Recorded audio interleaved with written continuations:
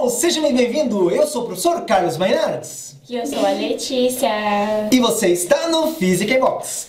Na aula de hoje nós vamos falar a respeito de magnetismo. Imã de geladeira?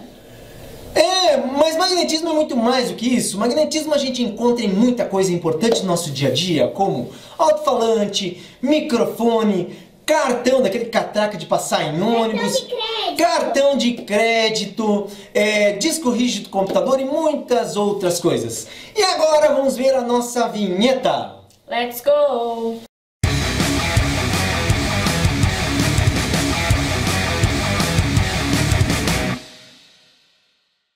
Antes de começar, gostaria de pedir a sua ajuda para o canal, mas não se assuste, não é dinheiro, não é doação.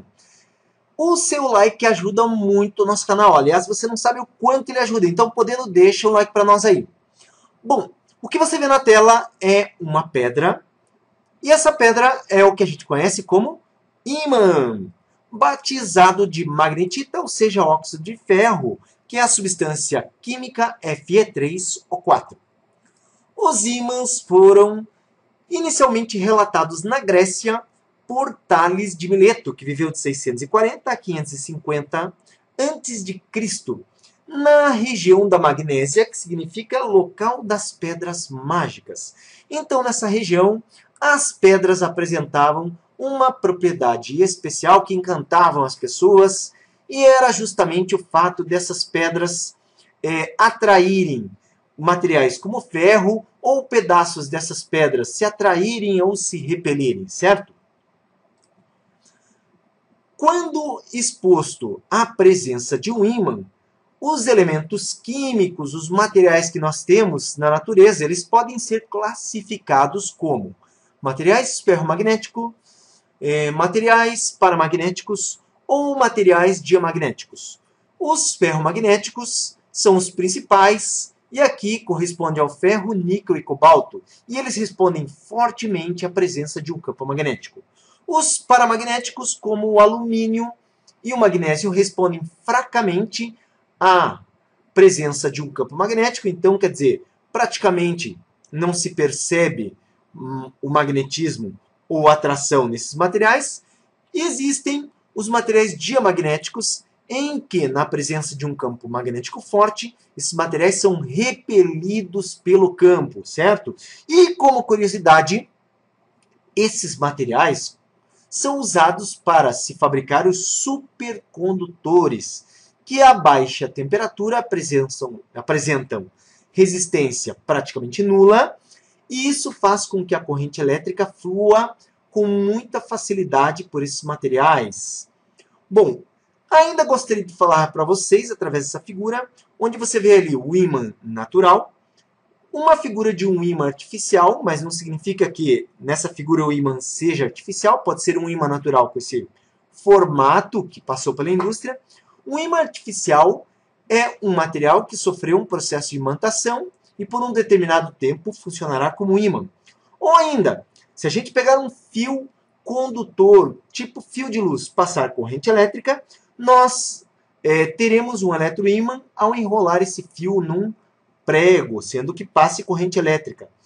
E, a partir daí, esse eletroímã é capaz de atrair outros pregos, clips e assim por diante. Mas, da onde que vem o fenômeno magnético?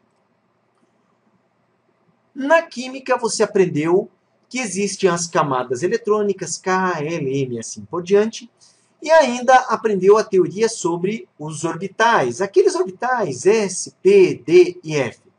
Pois é, tem certas substâncias que os seus orbitais eles não estão completos, certo? Como ocorre, então, por exemplo, com o ferro e o níquel e o cobalto, onde o orbital dele não está completo. Isso confere propriedades especiais, que seriam essas propriedades magnéticas. Mas, para entender um pouquinho mais, quando nós distribuímos os elétrons nos orbitais, então esses elétrons eles podem estar emparelhados, apresentando então os spins emparelhados, ou ainda nós podemos ter um spin ali classificado como desemparelhado ou que está solitário. No caso de substâncias que apresentam esse desemparelhamento, então nós temos propriedade magnética, certo? Agora, quais seriam as propriedades dos ímãs? Primeira propriedade, todo ímã apresenta dois polos magnéticos.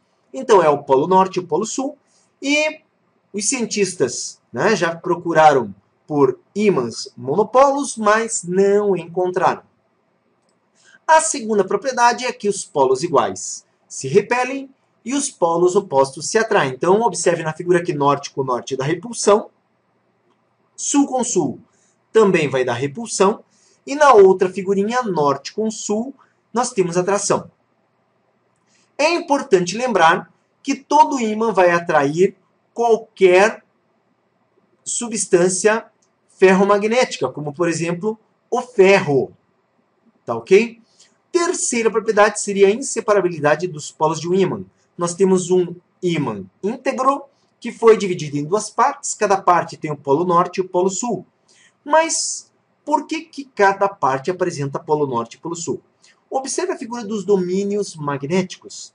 Então, um ímã ele apresenta os chamados domínios magnéticos, que lembram uma espécie de mapa dividido em regiões. Observe a figura que nós temos setinhas, onde todas elas apontam no mesmo sentido. A ponta da seta é o polo norte e o outro lado o polo sul. Quando nós dividimos o ímã em duas partes, nós teremos domínios magnéticos em ambas as partes, e eles continuam tendo a ponta da seta para o norte e outro lado sul. E se nós dividimos de volta, continuamos tendo domínios magnéticos onde a ponta da seta aponta para o norte e o outro lado para o sul, e assim por diante, com pedaços cada vez menores. Esses domínios magnéticos continuam sempre existindo, e por isso, quanto mais a gente divide um ímã, novos ímãs vão surgindo. Questão Cesgran-Hill. Aproxima-se uma barra imantada de uma pequena bola de aço. Observa-se que a bola, letra A, é atraída pelo polo norte e repelida pelo polo sul. Letra B, é atraída pelo polo sul e repelida pelo polo norte. Letra C, é atraída por qualquer dos polos. Letra D, é repelida por qualquer dos polos. Letra E, é repelida pela parte mediana da barra. Aço é uma liga de ferro-carbono. Portanto, ferro é uma substância química ferromagnética e que é atraída sempre por um ímã, por qualquer um dos polos. A alternativa correta aqui, letra C. Questão PUC. 3 barras PQ, RS, TU são aparentemente idênticas. Verifica-se experimentalmente que P atrai S e repele T, Q repele U e atrai S. Então é possível concluir que, alternativa A, PQ e TU são ímãs. Alternativa B, PQ e RS são ímãs. Alternativa C, RS e TU são ímãs. D, as três são ímãs. E E, somente PQ é ímã.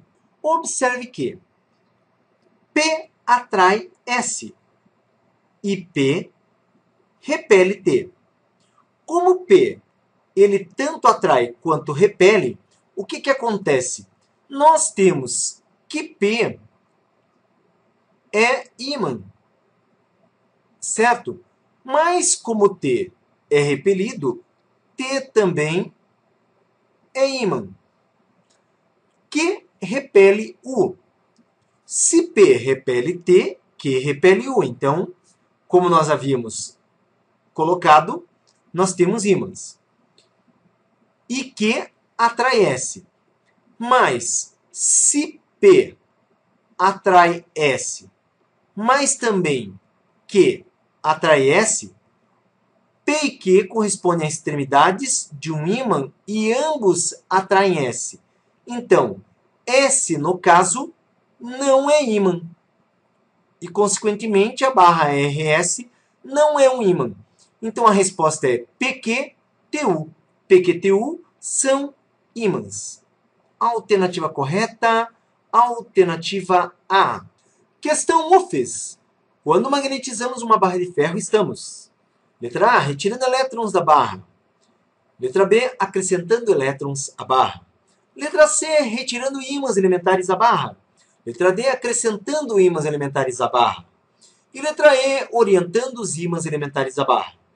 Retirar ou acrescentar elétrons são fenômenos elétricos.